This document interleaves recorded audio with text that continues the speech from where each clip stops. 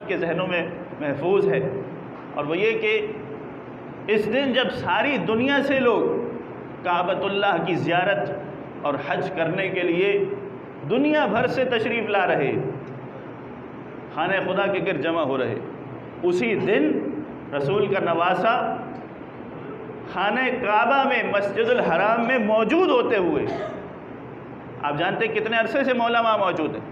28 رجب کو مولا کا سفر شروع ہوا ہے مدینے سے مکے، 3 شعبان کو مکے پہنچے ہیں، شعبان کا مہینہ، رمضان، شوال، ذی القعدہ اور ذی الحجہ کے 8 دن مولا نے خانہ کعبہ مسجد الحرام مکہ شہر کے اندر گزارے، اور جہاں ساری دنیا حج کے لیے مکہ پہنچ رہی ہے اسی دن میرا مولا خانہ کعبہ کو الوداع کر کے خدا حافظ کہہ کر کے کوفہ کی جانب، کربلا کی جانب روانہ ہو گیا۔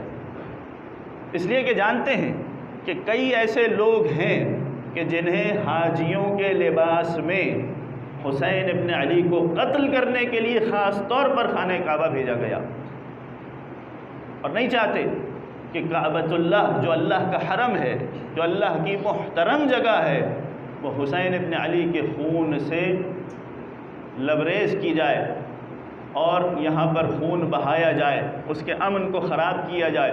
چنانچہ مولا حسین چلے ہیں، کعبے کی حرمت کو بھی بچا لیا ہے، اور حج کو اس کے مقام پر رکھتے ہوئے کہ کوئی یہ نہ کہے کہ کعبے میں خون بہا دیا گیا لہذا اب حج کی ضرورت نہیں ہے، اب خدا کے اس مناسک اور ان ارکان کی ضرورت نہیں ہے، حج کو ختم کر دیا جائے، حج کو بند کر دیا جائے۔ یہ کام حسین ابن علی نے کیا، لہذا آقا حسین کی اس عمل کے ذریعے سے ایسا کام ہے کہ جس کے ذریعے سے مولا نے کعبے کی حرمت کو بھی بچایا، حج جیسی عظیم عبادت کو بھی بچا لیا، اور یہیں سے مولا حسین کا سفر کربلا شروع ہوا ہے۔ آج جو مناسبت ہے مجلس کی، سفیر امام حسین حضرت مسلم ابن عقیل کی شہادت کی مناسبت سے مجلس رکھی گئی، شب 9 ذی الحجہ۔ 9 ذی الحجہ وہ دن ہے کہ سفیر حسین کو قتل کیا گیا۔ ایک اور آیت میں آپ کی خدمت میں پیش کرتا ہوں، سورہ مبارکہ آل عمران۔ اب ظاہر ہے موضوع گفتگو سفیر حسین ہے، لہذا ان کے حوالے سے کچھ جملے عرض کروں۔ سورہ آل عمران آیت نمبر 67، ما کان ابراہیم یہودیا ولا نصرانیا ولکن کان حنیفا مسلما وما کان من المشرکین۔ حضرت ابراہیم نبی اللہ کے بارے میں گفتگو ہو رہی ہے، اور قرآن کہتا ہے کہ ہمارے نبی ابراہیم نہ تو یہودی تھے، نہ وہ نصرانی یعنی عیسائی تھے، اور ما کان من المشرکین نہ ہی وہ مشرکین میں سے تھے، ولیکن کان حنیفا مسلما، بلکہ وہ مسلمان تھے اور سیدھے راستے پر چلنے والے تھے۔ حضرت ابراہیم کے بارے میں قرآن کی گواہی ہے کہ وہ مسلم تھے۔ بہت سے انبیاء جب اپنے ایمان کا اظہار کرتے تھے تو کیا کہتے تھے؟ قرآن گواہی دیتا ہے وَنَحْنُ لَهُ مُسْلِمُونَ۔ حضرت یعقوب، حضرت یوسف، اولاد یعقوب میں جتنے انبیاء آئے، بنی اسرائیل کے انبیاء، وہ سب جب گواہی دیتے تھے تو کیا کہتے تھے؟ نحن لہو مسلمون، ہم سب خدا کی بارگاہ میں اسلام قبول کرنے والے، تسلیم کرنے والے ہیں، ہم سب مسلمان ہیں۔ اسی انداز سے حضرت یوسف علیہ السلام کے بارے میں ملتا کہ انہوں نے پروردگار سے جب دعا مانگی ہے تو ان کی دعاؤں میں سے ایک دعا کا حصہ یہ تھا وَتَوَفَّنِي مِنَ الْمُسْلِمِينَ وَأَلْحِقْنِي مِنَ الصَّالِحِينَ، کیا ہے پروردگار مجھے ان لوگوں پر موت دے، اس دین پر موت دے کہ جو مسلمان دین ہو، جو اسلام والا دین ہو، اور مجھے صالح بندوں کے ساتھ ملحق فرما دے۔ چنانچہ آیتیں مختلف ہیں جس میں الگ الگ انبیاء کرام کے حوالے سے خدا یہ گواہی دے رہا ہے کہ ابراہیم بھی مسلمان تھے۔ بہت سے انبیاء اپنے بارے میں گواہی دیتے تھے کہ ہم مسلمان ہیں، ہم مسلم ہیں۔ حضرت یوسف کی یہ خواہش تھی، وہ دعا کرتے تھے خدا کی بارگاہ میں کہ مجھے مسلمان موت دینا۔ چنانچہ جتنے انبیاء گزرے، جتنے ائمہ گزرے، ان سب کی خواہش یہ تھی کہ وہ مسلمان ہوں۔ وہ مسلم ہو کر اس دنیا سے رخصت ہوں۔ لیکن اب جملہ سنیے کہ ہر نبی، ہر امام کا لقب ہے، ان کی صفت ہے کہ وہ مسلم تھے، لیکن نام اگر کسی کا نظر آیا تو وہ ابن عقیل کا ہے، مسلم ابن عقیل۔ صلوات پڑھے محمد اور آلہ۔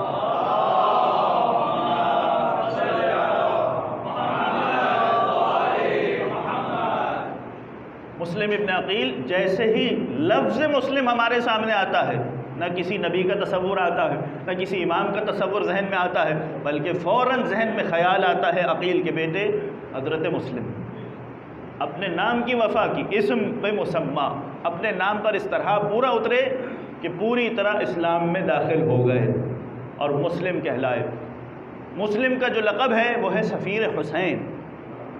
مولا نے جب کوفے والوں کے خطوط کے جواب کے طور پر ایک خط لکھا ہے تو اس خط کے ساتھ حضرت مسلم کو اپنا سفیر بنا کر کے بھیجا۔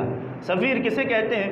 سفیر وہ ہوتا ہے کہ جو اپنے آقا اور مولا کے پیغام کو بالکل اس طرح سے سامنے والے تک پہنچائے کہ بعینہ ہی جیسے خود وہ شخص بات کر رہا ہو۔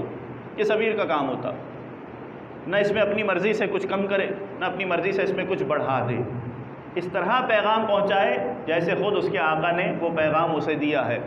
آپ دیکھتے ہیں کہ جبرائیل کو پروردگار نے وحی لے جانے کے کام پر مامور کیا ہے۔ انبیاء کے لیے وحی لے کر کے جاتے ہیں تو وہ بھی خدا کی جانب سے سفیر ہیں، وہ بھی خدا کی جانب سے پیغامبر ہیں، وہ انبیاء تک خدا کی وحی کو پہنچاتے ہیں۔ تمام ملائکہ میں پروردگار نے اپنے سفیر کے طور پر جبرائیل امین کو منتخب کیا، لہذا کسی اور ملک اور فرشتے کا وہ مقام نہیں ہے جتنا مقام حضرت جبرائیل کا ہے، اس لیے کہ یہ سفیر خدا ہے، یہ وحی خدا کو انبیاء تک لے جانے والا ہے۔ جس طرح سے ملائکہ میں جبرائیل کے مقام تک کوئی نہیں پہنچ سکا، اسی طرح اصحاب حسین میں اگر دیکھا جائے تو سفیر حسین فقط مسلم ابن عقیل۔ سفیر کا کام کسی اور نے انجام نہیں دیا۔ جب کوفہ گئے ہیں تو مسلم کو امام حسین نے جو خط لکھ کر بھیجا ہے اس کی تعبیر کیا ہے؟ انی باعث الیکم ثقتی وابن عمی مسلم ابن عقیل۔ یہ تعبیر کسی اور کے لیے ہمیں نظر نہیں آتی۔ جب بھیج رہے ہیں تو کہہ رہے اے کوفے والوں، میں تمہاری جانب ایک ایسے شخص کو بھیج رہا ہوں جو میرا ثقہ ہے، جو میرا مورد اعتماد ہے، جو میرا قابل بھروسہ ہے اور رشتے میں میرے چچا کا بیٹا ہے، اس کا نام مسلم ابن عقیل ہے۔ جس طرح سے حسین رسول کے مورد اعتماد ہیں، جس طرح سے حسین اپنے بابا علی کے مورد اعتماد اور ثقہ ہیں، اسی طرح سے مسلم حسین ابن علی کے لیے ثقہ اور مورد اعتماد۔ صلوات پڑھیں محمد اور آل محمد۔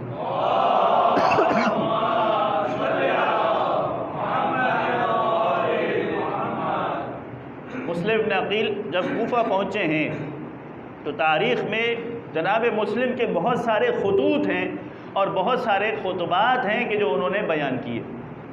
جب وہ مکہ سے نکلے ہیں اس وقت بھی انہوں نے خطبہ دیا، جب وہ کوفہ پہنچے ہیں اس مقام پر بھی انہوں نے خطبہ دیا ہے، مختار کے گھر میں پناہ لی ہے وہاں بھی لوگوں کے درمیان خطبہ دیا، جب وہ مسجد میں پہنچے ہیں مسجد میں خطبہ دیا، جس کا نتیجہ یہ نکلا کہ 18,000 تاریخ میں جو عدد آیا، بڑے سے بڑا عدد، 18,000 لوگوں نے مسلم کے ہاتھ پر حسین کے نام پر بیعت کی۔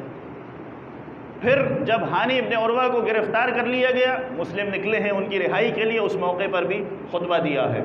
جب طوعہ کے گھر سے قیام کرنا چاہتے ہیں، جنگ کے لیے نکلنا چاہتے ہیں، اس موقع پر بھی مسلم ابن عقیل نے خطبہ دیا ہے۔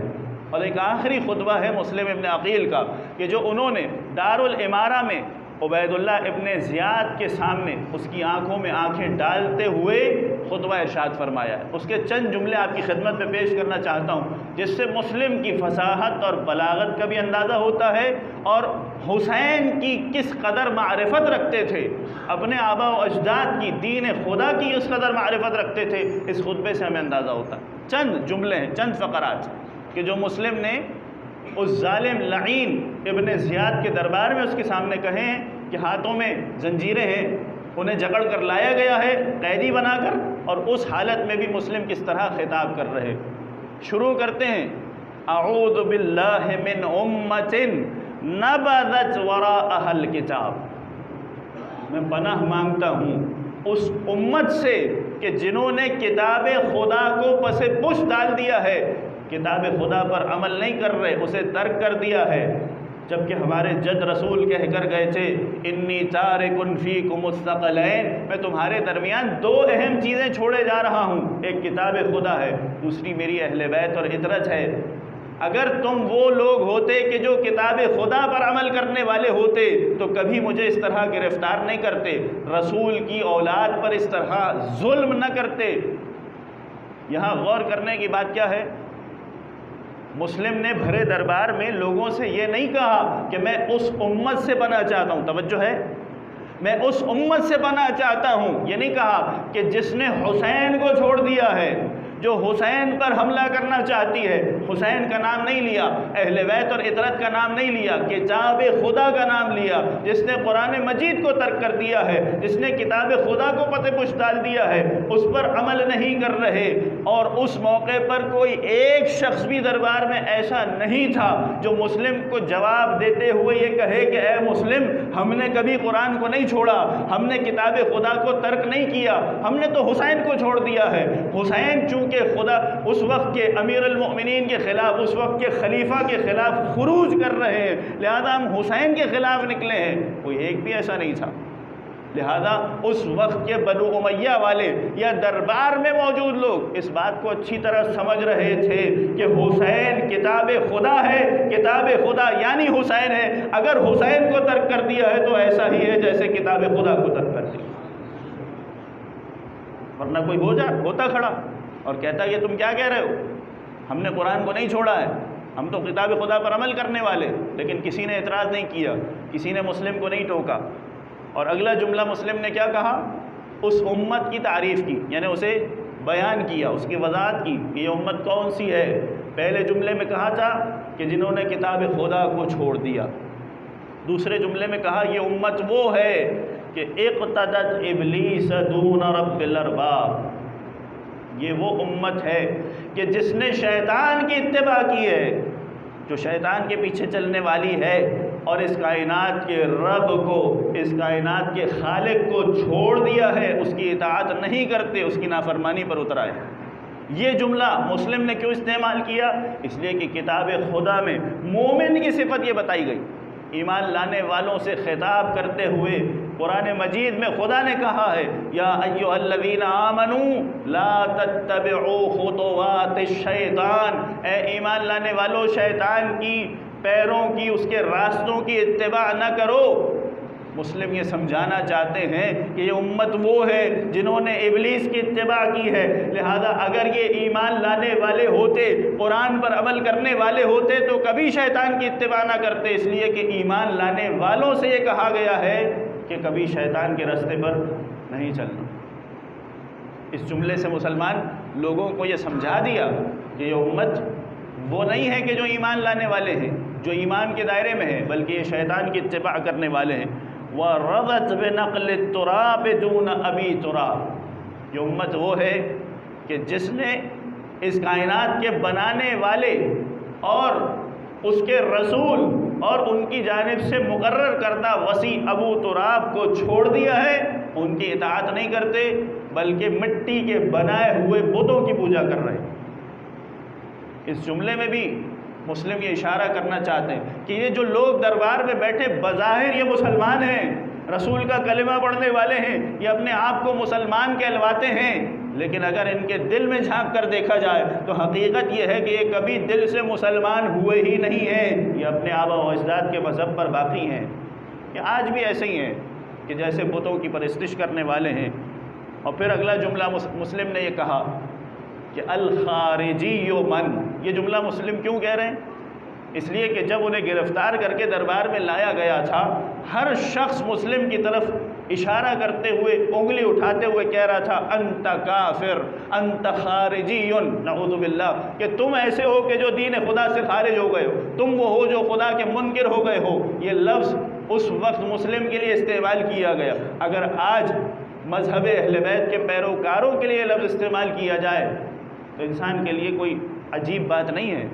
اس زمانے میں بھی مسلم جیسی شخصیت کے لیے، سفیر حسین کے لیے یہ الفاظ استعمال ہو رہے ہیں۔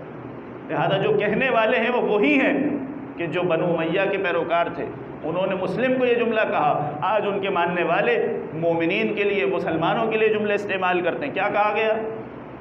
کہ تم کافر ہو، تم خارجی ہو۔ مسلم نے خطبے میں یہ جملہ کہا اور وضاحت کر دی کہ خارجی کون ہوتا ہے؟ الخارجی من ينتزع عن رقبته بیعت امیر المؤمنین۔ ارے تم مجھے خارجی کہہ رہے ہو، سنو، خارجی تو وہ ہوتا ہے، دین خدا سے باہر نکل جانے والا تو وہ ہوتا ہے جو اپنی گردن سے امیر المؤمنین کی بیعت کے قلادے کو اتار دیا کرتا ہے۔ اگر کوئی میرے مولا علی کو امام نہ مانے، ان کی ولایت کا انکار کر دے، ان کے خلیفت بلا فصل ہونے کو نہ مانے، تو حقیقت میں وہ ہے جو خارجی۔ تم مجھے سمجھ رہے ہو میں دین سے خارج ہوں؟ سمجھو خارجی کون ہوتا ہے۔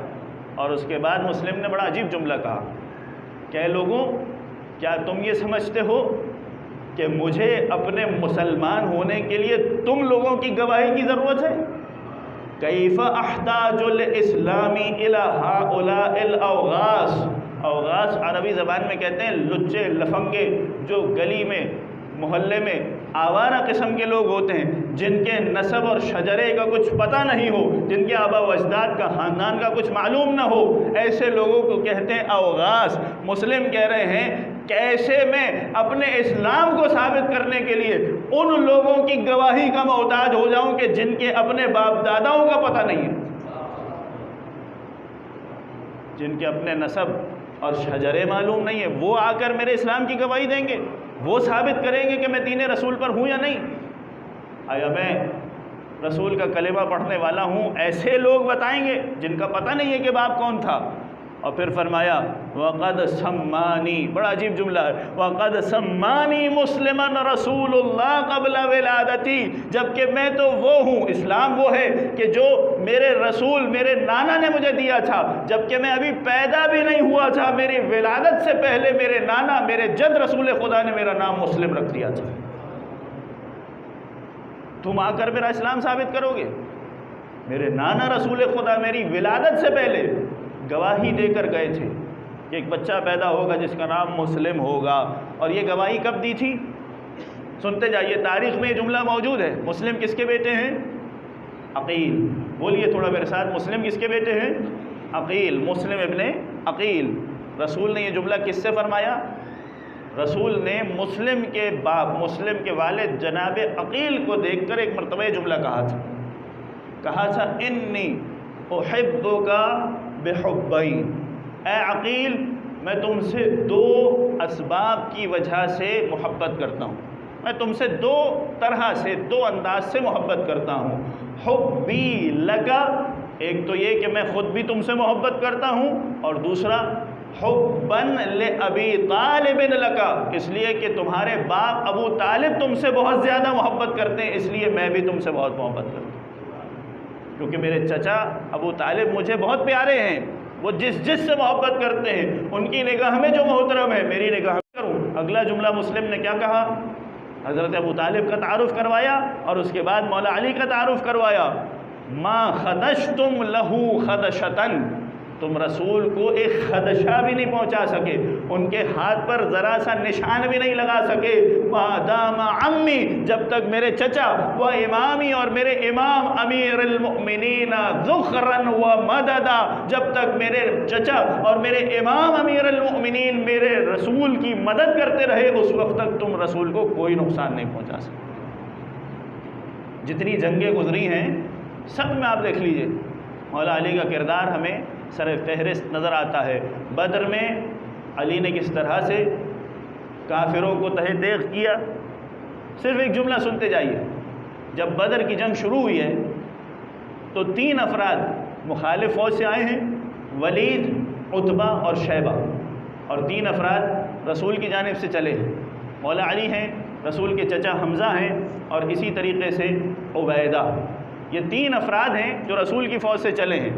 مولا علی جنگ کرتے ہیں ولید سے، جب ولید کے مقابل میں پہنچے ہیں، تلوار کا وار کیا، بازو کٹ گیا، دوسرا وار کیا، تہہ دیگ ہو گیا، واصل جہنم ہو گیا۔ ادھر حضرت حمزہ چلے ہیں عتبہ سے لڑنے کے لیے، اور جب عتبہ کے قریب پہنچے ہیں تو حضرت حمزہ اس طرح تلوار چلاتے ہیں کہ دونوں ایک دوسرے کے بغل غیر ہو گئے۔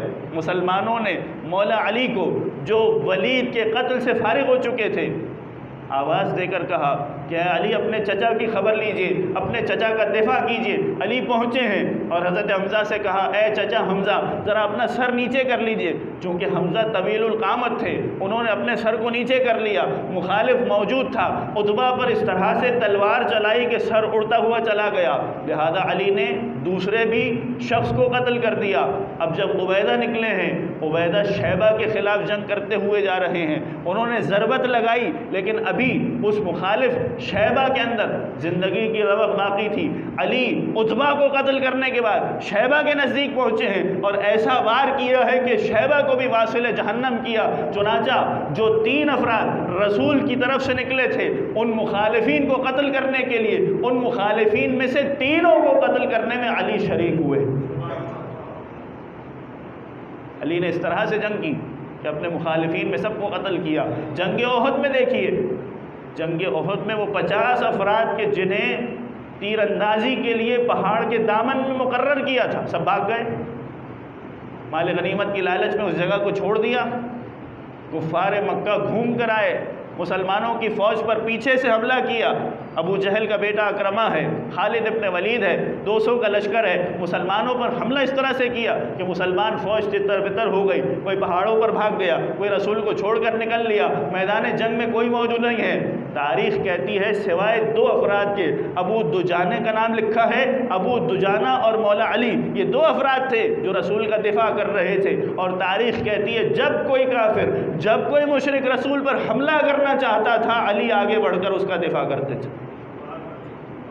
تاریخ میں ہے کہ علی نے اس طرح سے رسول کا دفاع کیا، رسول کے دفاع میں علی کے سر پر وار ہوا، علی کے چہرے پر زخم آیا، سینہ زخمی ہو گیا، پیر زخمی ہو گئے، جسم کا کوئی حصہ ایسا نہیں تھا کہ جہاں علی کے جسم پر زخم موجود نہ ہو۔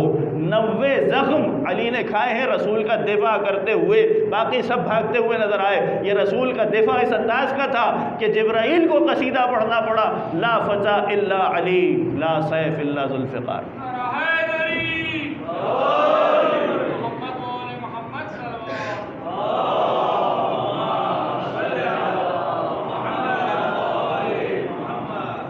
عزیزان محترم، یہ وہ تعارف تھا جو مسلم نے حضرت ابو طالب کا کروایا اور مولا امیر کا کروایا۔ بس 2 جملے آخری کہ جس میں مسلم یہ بیان کرنا چاہتے ہیں کہ تم سمجھ لو میری شجاعت، میری بہادری کس خاندان سے ہے۔ ابو طالب کے خاندان سے ہوں، علی کے خاندان سے ہوں۔ وَتَمَكَّنْتُمْ عَلَيَّ غَدَرًا وَرَصَدًا، تم نے مجھے قابو کر لیا ہے، مجھے گرفتار کر لیا ہے تو دھوکے سے کیا ہے۔ اگر بغیر دھوکے کے سامنے سے حملہ کرتے تو مسلم کیا کہہ رہے؟ لو اتیتمونی لارسلت کلکم الی النار عددا عددا، اگر بغیر کسی دھوکے کے مجھ سے سامنے حملہ کرتے تو تمہیں سب کے سب کو میں جہنم واصل کر دیتا، کسی کو نہ چھوڑتا۔ یہ دھوکہ تھا جس کی وجہ سے میں گرفتار ہو گیا۔ بس عزیزان محترم، وقت تمام ہو گیا۔ مسلم جب طوعہ کے گھر سے نکلے ہیں تو وہ مومنہ عورت کیا کہتی ہے کہ اے مسلم، اے شہزادے، آپ گھر میں رہ کر کے جہاد فرمائیے، اپنا دفاع کیجئے، آپ گھر میں رہ کر بہتر انداز سے اپنا دفاع کر سکیں گے، گھر کی دیواریں آپ کے لیے سپورٹ کے طور پر کام آئیں۔ ایک ایک شخص اندر آئے گا، آپ اس سے جنگ کیجئے، قتل کیجئے۔ ہائے رے غیرت مسلم، کیا کہا مسلم نے کہ اے مومنہ عورت، میں نہیں چاہتا کہ اپنے جان کے دفاع کی خاطر کسی مومنہ عورت کے حجاب پر ذرہ برابر حرف آئے۔ میں کہوں گا اے مسلم، آج تمہیں ایک مومنہ عورت، ایک امتی عورت کے حجاب کی اتنی فکر ہے کہ میرے جنگ کی خاطر کسی عورت کا حجاب نہ لٹنے پائے۔ کل ذرا شام غریب آ کر دیکھ لیتے، ارے بیمار سید سجاد، میرا غیرت مند ماں کس طرح اپنی پھوپھیوں کے سروں سے، نوکے نیزہ کے ذریعے سے چادروں کو چھنتا ہوا دیکھتا۔ بس مسلم کو دھوکے سے گرفتار کیا گیا، زنجیروں میں جکڑ کر دارالامارہ کی طرف لے جا رہے ہیں۔ مسلم کو پیاس محسوس ہوئی، ایک کوزہ آب بھر کر مسلم کے سامنے پیش کیا گیا۔ مسلم کے ہونٹ جنگ کی وجہ سے کٹے ہوئے تھے، خون اس پانی میں گرا ہے، کئی مرتبہ کوزہ آب کو تبدیل کیا گیا، لیکن جیسے پانی کو قریب لاتے پانی میں خون گر جاتا۔ مسلم سمجھ گئے، کہا میں پیاسا ہی اس دنیا سے جانے والا ہوں۔ میں کہوں گا اے مسلم، ارے تیرا آقا بھی تو 3 دن بھوکا اور پیاسا دنیا سے جانے والا، یہ کیسے ہو سکتا ہے کہ تم پانی پی لو؟ بس عزیزو، مسلم کو ابن زیاد کے سامنے پیش کیا گیا۔ کسی نے کہا اے مسلم، اسے امیر کہہ کر سلام کرو۔ بس عزیزو، مسلم نے ایک جملہ کہا، مالی امیر سوى الحسین، میرا امیر سوائے حسین کے کوئی نہیں ہے۔ عزیز علماء کہتے ہیں یہ جملہ حسین تک پہنچ گیا۔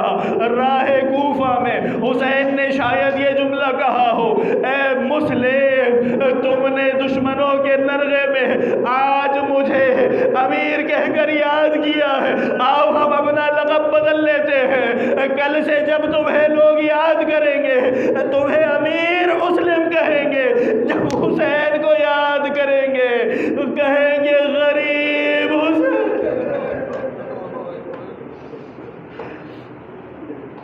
حسین کو اس طرح سے دارالامارہ میں بھی مسلم نے یاد کیا۔ بس عزیزو، مسلم نے وصیتیں کی۔ ایک مرتبہ دارالامارہ کی چھت پر لایا گیا، مسلم نیچے نظریں دوڑائے ہوئے دیکھ رہے ہیں، شاید چھوٹے چھوٹے بچے بھی نظر آئے ہو۔ مسلم کو اپنے بچے یاد آ گئے ہو، ارے کل عید کا دن ہے، نہ جانے مسلم کے بچے کس انداز سے عید منائیں گے۔ مسلم کو کوئی خبر نہیں محمد کہاں ہے، ابراہیم کہاں ہے۔ بس عزیزو، اب جو تلوار چلنا چاہتی ہے وہ قاتل ایک مرتبہ تلوار کھینچ کر گردن کی طرف لاتا ہے، لیکن تلوار ہٹا دیتا ہے۔ 3 مرتبہ یہ عمل ہوا، پلٹ کر ابن زیاد کے پاس آیا، کہا جیسے ہی میں مسلم کی گردن جدا کرنا چاہتا ہوں تو رسول کا چہرہ میرے سامنے آ جاتا ہے۔ ارے میرے مسلم نے تیرا کیا بگاڑا ہے؟ میرے مسلم کو کیوں قتل کرتا ہے؟ ملعون ابن زیاد نے کہا یہ تیرا وہم ہوگا، جا جلدی سے قتل کر دے۔ بس عزیزو، مسلم کی گردن پر اب جو تلوار چلی، مسلم دارالامارہ کی چھت سے زمین پر گرے۔ مسلم کے لاشے میں، جنازے میں، پیروں میں رسیاں باندھ کر کوفے کی گلیوں میں پھرایا جا رہا تھا۔ حسین تک یہ خبر پہنچی۔ میں کہوں گا اے مسلم، رسول کے نواسے کا لاشا بھی عشر عاشور پامال ہوا، تمہارا لاشا بھی کوفے کی گلیوں میں پامال۔ الا لعنت اللہ علی القوم الظالمین وسيعلم الذین ظلموا آل محمد نجا منقلبیا۔